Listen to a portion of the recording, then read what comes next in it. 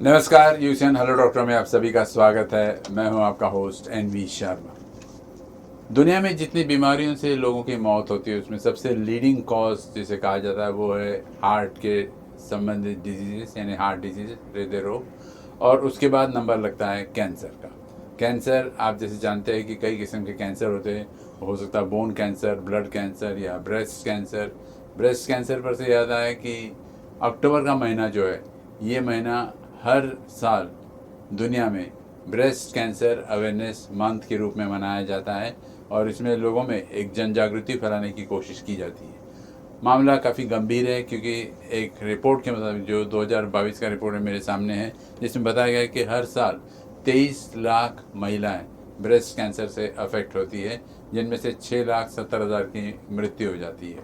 अगर इंडिया की बात करें तो 1,92,020 पेशेंट्स जो है वो ब्रेस्ट कैंसर से अफेक्ट होती है और उनमें से करीब करीब 98,000 लोगों की मौत हो जाती है। ये विषय काफ़ी गंभीर है, इसलिए इसके बारे में चर्चा करने के लिए और वैसे भी ब्रेस्ट कैंसर अवेयरनेस मंथ चल रहा है अक्टूबर का महीना, हमने आमंत्रित किया है अरिहंत हॉस्पिटल के senior medical oncologist doctor Mukesh बंग सर को, जो काफ़ी अनुभवी है। नागपुर में तो पॉपुलर है लेकिन साथ साथ में पूरे सेंट्रल इंडिया में काफ़ी पॉपुलर है।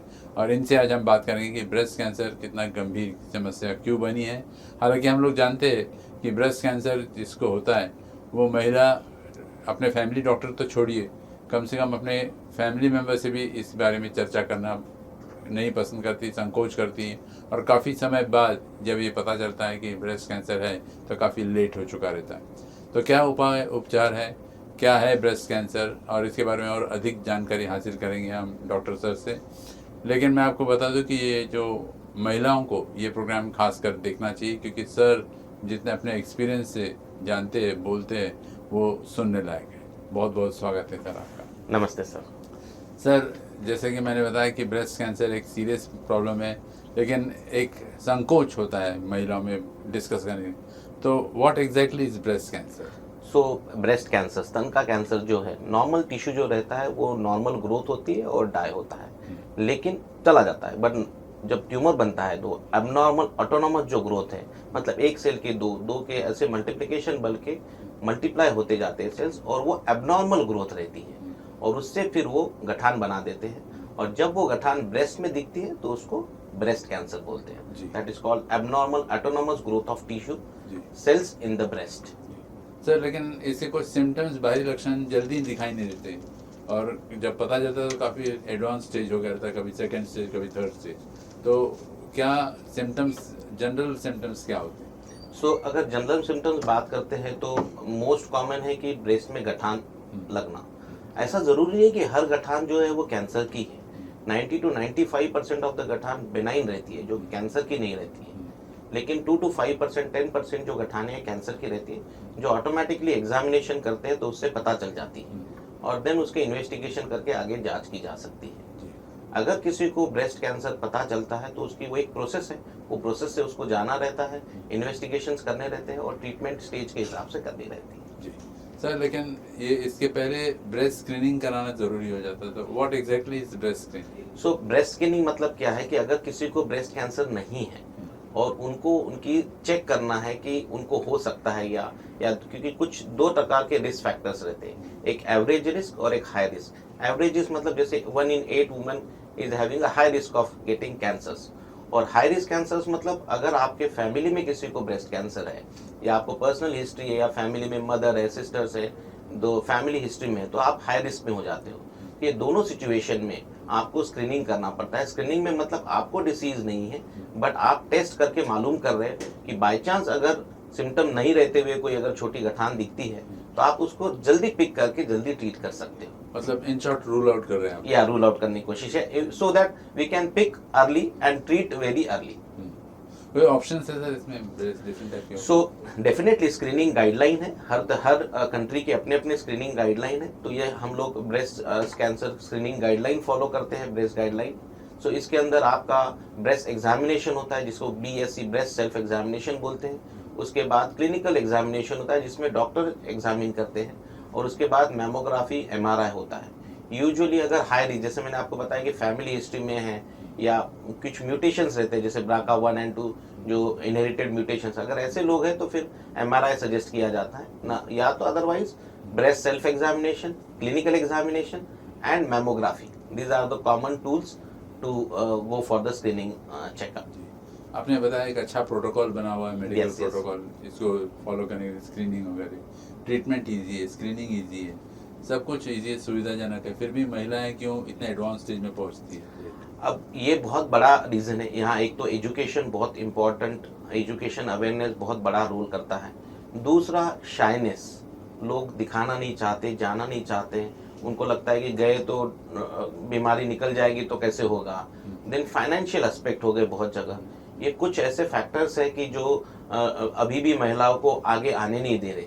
लेकिन अगर मैं बात करूं कि आज के 10 साल पहले और आज, स्टिल आई थिंक हम लोगों ने थोड़ा बहुत कुछ अवेयरनेस देके कुछ अचीव कर पाए कि आजकल एटलीस्ट हम लोग अर्ली कैंसर्स काफ़ी लोगों में डिटेक्ट कर पा रहे हैं और we are able to treat also. So I think awareness बहुत इंपॉर्टेंट है और अवेयरनेस मिलता है, एजुकेशन मिलता है, ये अपन बताते हैं कि बाबा नहीं आप जल्दी स्टेज में आओगे तो पूरे ठीक हो जाओगे आप।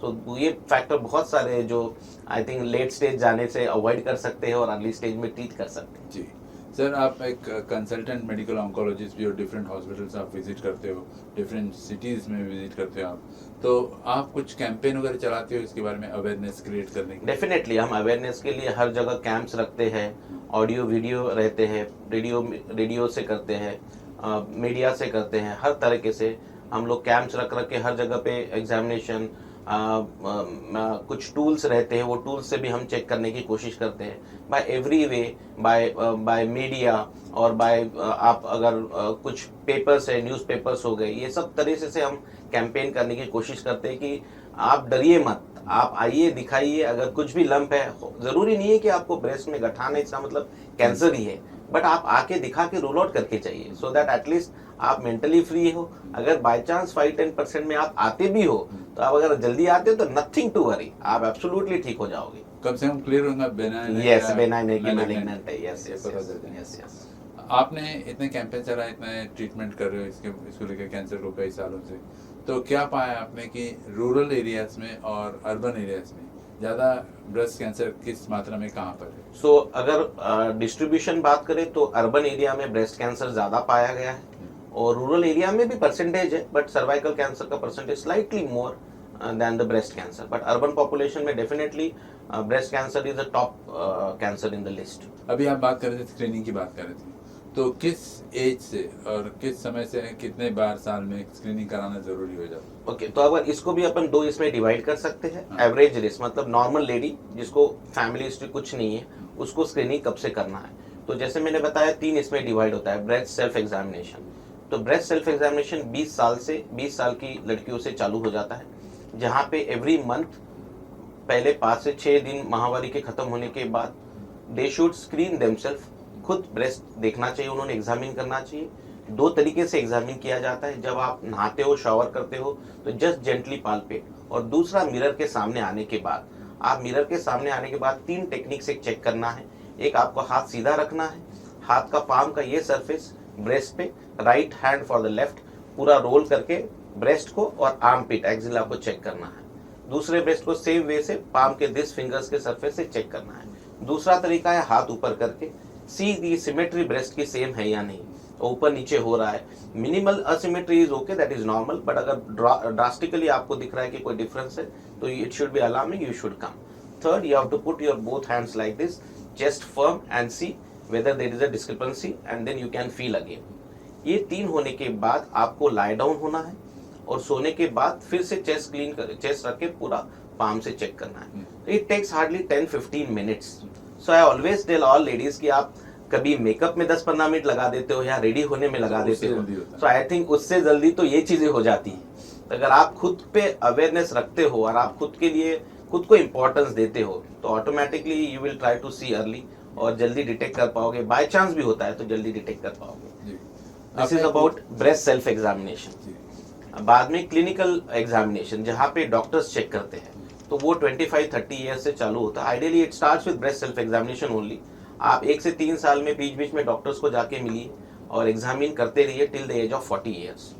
और 40 के बाद आप ईयरली एनुअल जब एग्जामिनेशन करते हो अपना रूटीन तो उस टाइम पे चेक कर सकते हो। जी। तीसरा आता है मैमोग्राफी। मैमोग्राफी की गाइडलाइन हर कंट्री की स्लाइटली वेरी होती है, but it starts from 40 to 45 years of age, जहाँ पे एवरेज पॉपुलेशन जो है, average risk population, they should do mammography yearly. But yearly जब पॉसिबल नहीं है because of finances and discomfort with mammography, so आप 2 या 3 साल में भी एक बार मैमोग्राफी करके देख सकते हो। What exactly is it?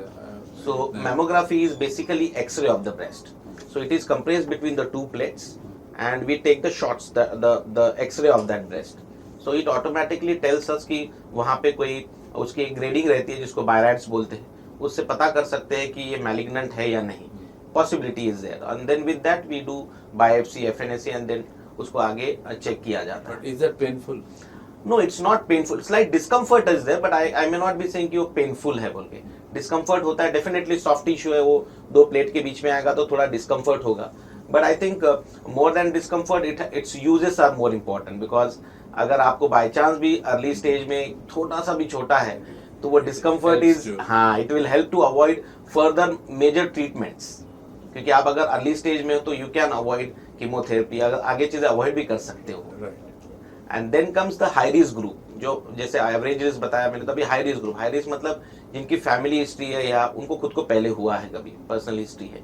तो अगर फैमिली हिस्ट्री में किसी को, अगर आपकी मदर है जिसको 50 ईयर्स में ब्रेस्ट कैंसर हुआ या 40 ईयर्स में ब्रेस्ट कैंसर हुआ है, तो you have to start your screening 10 years before that. अगर आपकी मम्मी को 40 ईयर्स में हुआ है तो your screening starts from 30 years of age, and usually we do mammography from 40 years.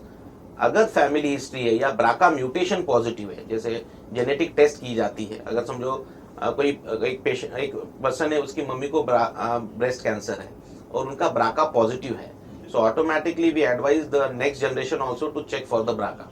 अगर वो ब्राका पॉजिटिव है तो they should start screening with MRI, that is more precise to tell us कि छोटे छोटे लीजन्स मालूम करने के लिए। काफ़ी इजीली एंड एक्सटेंडेड तरीके से समझाया आपने। लेकिन एक सवाल आता है सर यहाँ पर, आपने कहा कि ये जो लड़कियाँ जो 20-25 साल की है, इन्होंने अपना सेल्फ एग्जामिनेशन कर लेना चाहिए।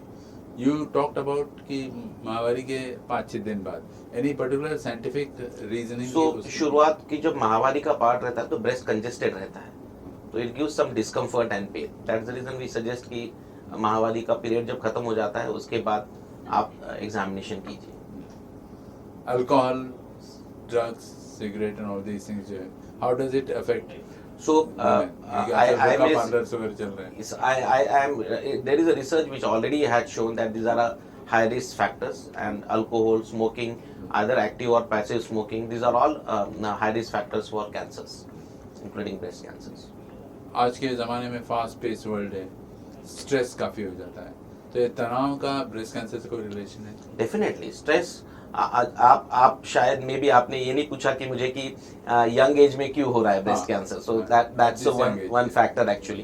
क्योंकि आप देखोगे कि आज की जो लाइफस्टाइल है, इंक्लूडिंग अगर आपकी मेरी भी बात करते हो या अपने जो फैमिलीज में है, so all are working people, so every day का जो वर्किंग स्ट्रेस है, फैमिली स्ट्रेस है, वर्क स्ट्रेस है, तो इसमें कहीं ना कहीं नाइट डिस्टर्ब होती है, स्ट्रेस फैक्टर्स, तो ऑटोमेटिकली वो सीरम कॉर्टिसोल को आपके डिस्टर्ब करता है, which disturbs your hypothalamo pituitary adrenal axis disturb करता है, इम्यून सिस्टम डिस्टर्ब करता है, एंड कहीं ना कहीं वो हार्मोनल डिस्टर्बेंसेस लाता है, and then it increases the risk of breast cancer indirectly.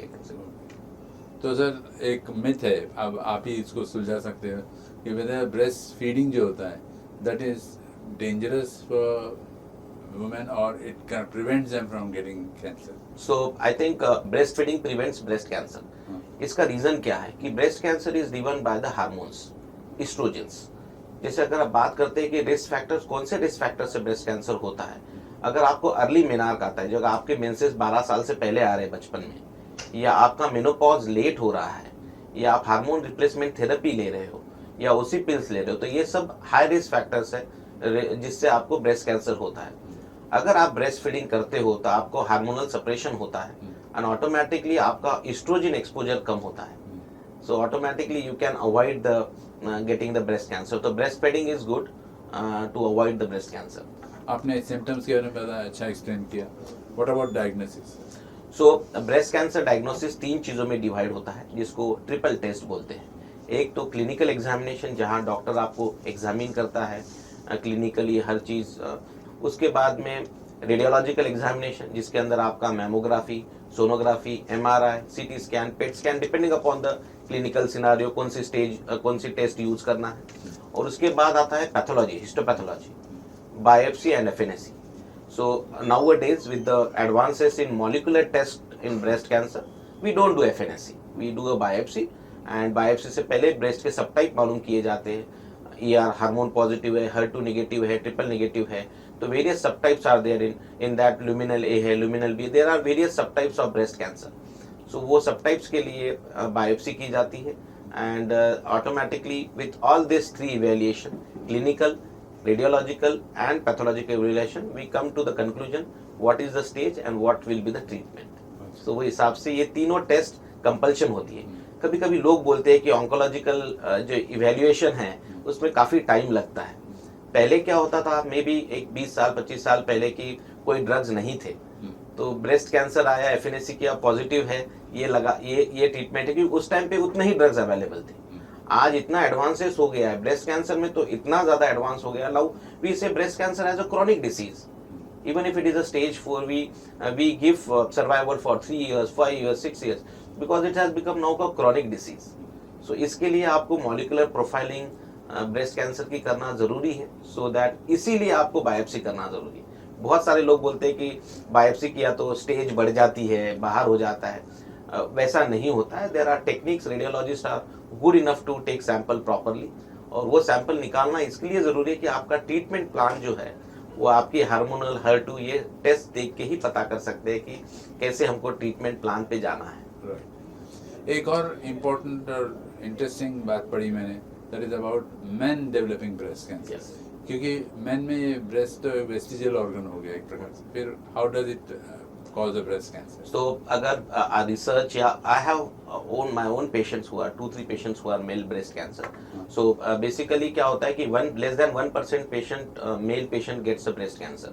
So most common risk factor है genetically, like BRCA test अगर है या family history अगर है, so that is one most common risk factor.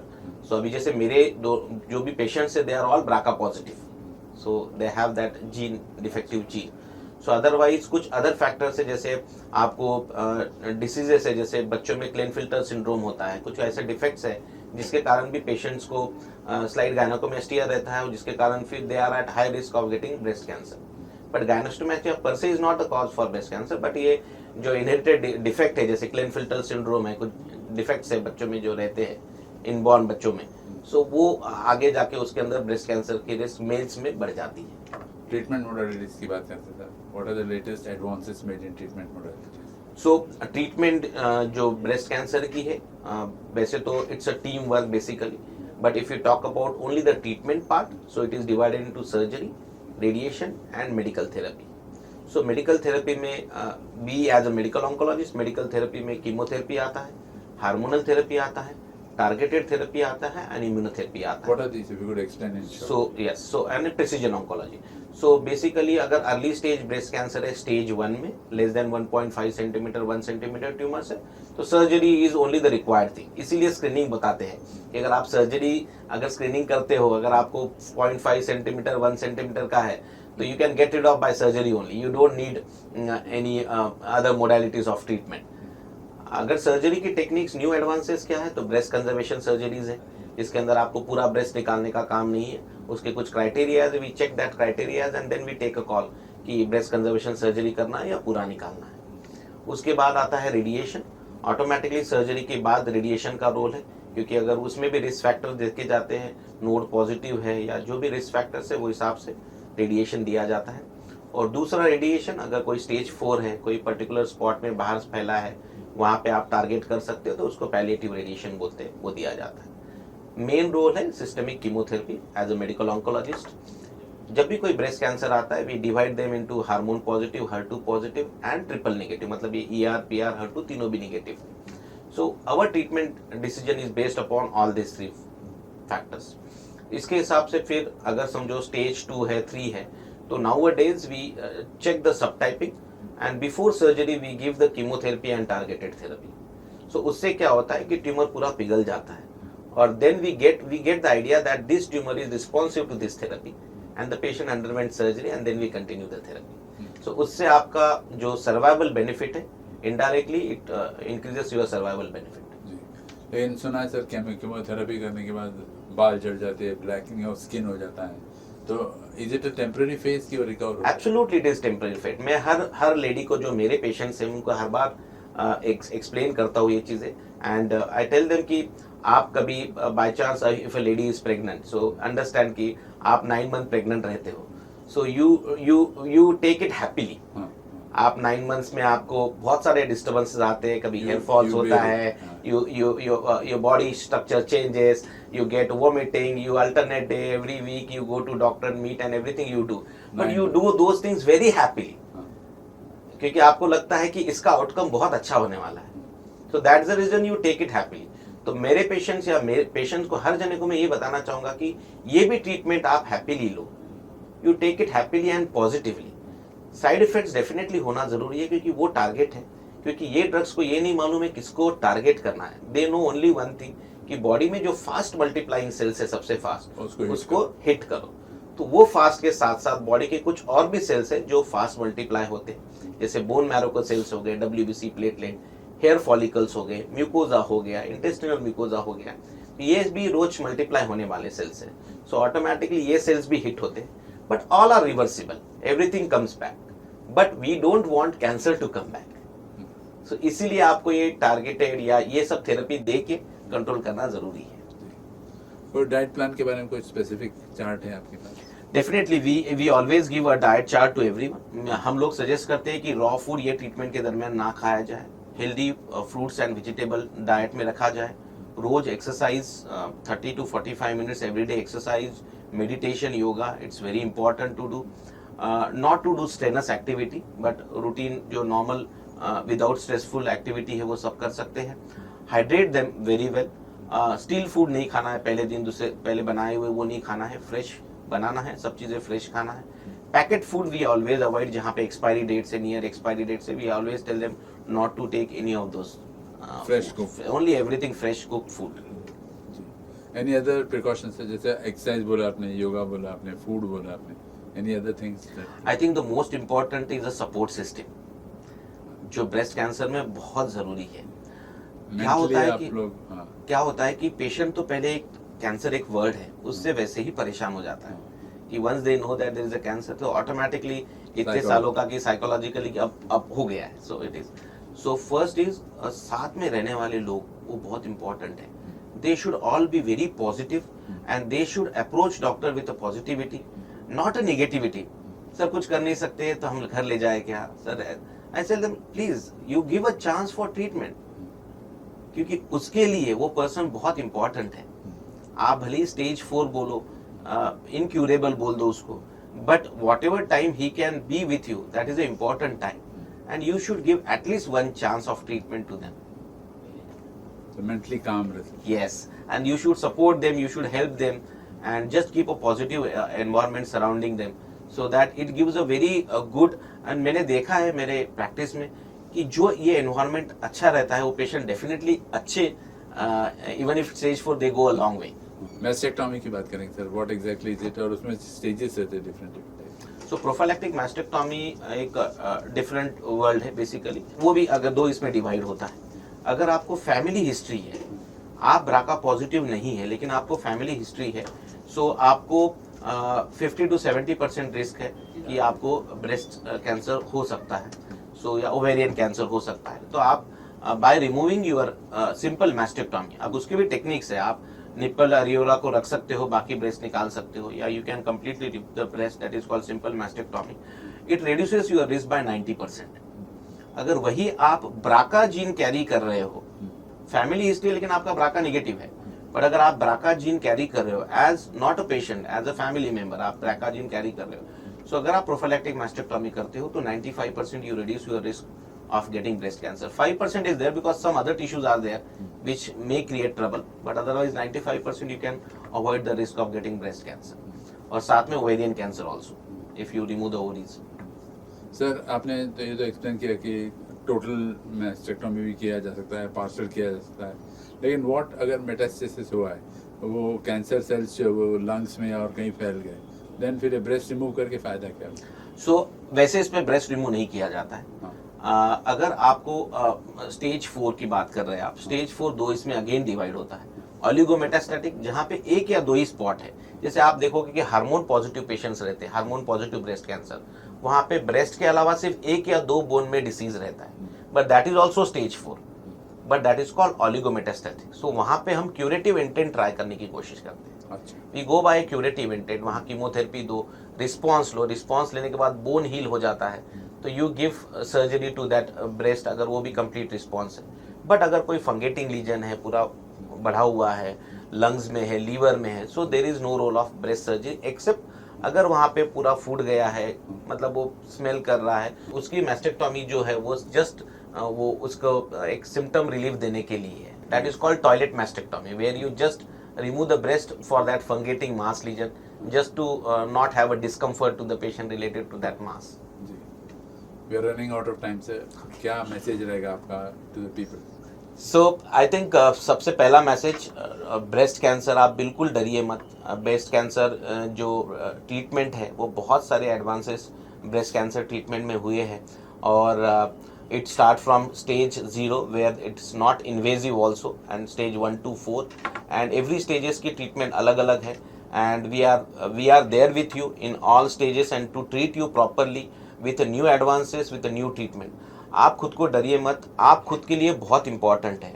Screening guideline मैं हर lady को बोलता हूँ कि यार आप दूसरे के बारे में बाद में सोचिए। If you are fine, if you are good, then you will be able to take care of your self and others. So पहले खुद का ध्यान दीजिए, एंड कि नहीं, मैं बहुत सारे लेडीज बोलते हैं कि नहीं मेरा एक ही बच्चा है या मेरे 2 बच्चे हैं इसलिए मुझे रहना है। मैं बोलता हूँ कि आप पहले खुद के लिए रहिए, then automatically the system will surround you. तो आप खुद के लिए ध्यान दीजिए, खुद की फैमिली मेम्बर्स को ध्यान दीजिए। यंग गर्ल्स है, go and check your mom, कि मॉम मौसी है, आता है, जो भी है, चेक कीजिए, पूछिए फ़ोन करके कि उन्होंने मैमोग्राफी स्क्रीनिंग किया है या नहीं किया है। एटलीस्ट अवेयरनेस, आप educated young girls boys whatever you can tell your family members, ये चेक करवाइए, सो दैट अर्ली अगर डिटेक्शन करते हैं तो it is absolutely curable if it is in early stage, and I think the patient will be absolutely fine in early stage. Second is healthy lifestyle, exercise daily, healthy diet, food intake, stress free life. I know it is now with the situation it is very stressful, but avoid as much as stress you can avoid, so that you be happy and healthy, and keep everyone surrounding you happy and healthy. Sir, before we end up, एक compliment देना चाहता हूँ आपको। आपने जो pink type पहना है, breast cancer awareness month का एक सिंबॉलिक कलर है ये, anything special attached to that? No, it is a breast cancer awareness month. It's a pink, so that's the reason I thought everyone wears shirts pink, so I thought I will change myself and use the tie. Nice. Thank you very much. Thank you very much.